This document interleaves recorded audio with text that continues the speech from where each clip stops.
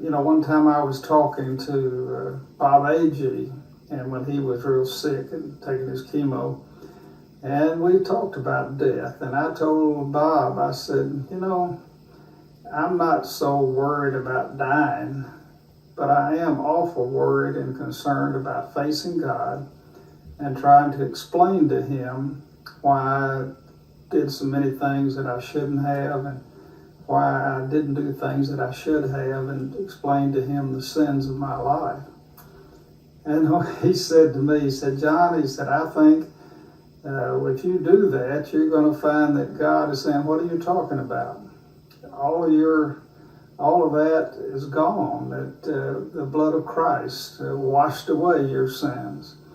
And it's white as snow. And Jesus Christ paid for those sins with his blood on the cross. And that because of that, have no fear of facing God, because those sins are not even on the books anymore. They have been erased by the blood of Christ. What a comforting thought.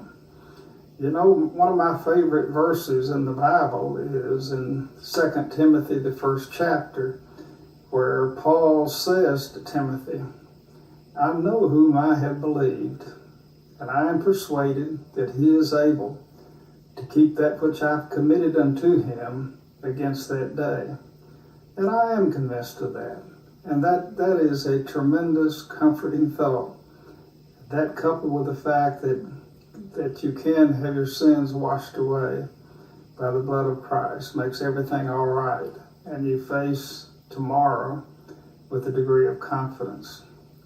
I do think more about the hereafter than I do the here and now, but it's with a degree of confidence that I do that. I'm not afraid of dying. I'm not afraid to face God. I am afraid that I'll have suffering and pain here before that time, but sure, that'll be a short thing and not lasting. But the most important thing is eternity. I love all of you so much. I love my wife. I love Kathy and Mike. I love Melissa and James, and I love the grandchildren with all my heart. And what I want for you is for you to have a happy and wonderful life. And I hope that what I've said to you will encourage you to stay close to God, to pray daily, to read the Bible daily, to attend every time you get a worship service or association with Christians. Do that, because by daily prayer and so forth, that's the way God speaks to you.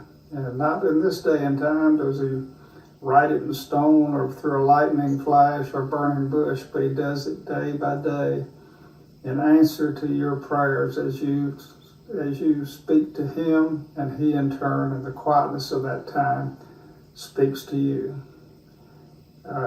That's all I have to say. I love you all very, very much, and if God permits us to know what's going on here on earth after death, you can bet that I'll be right there beside you and watching everything that you do.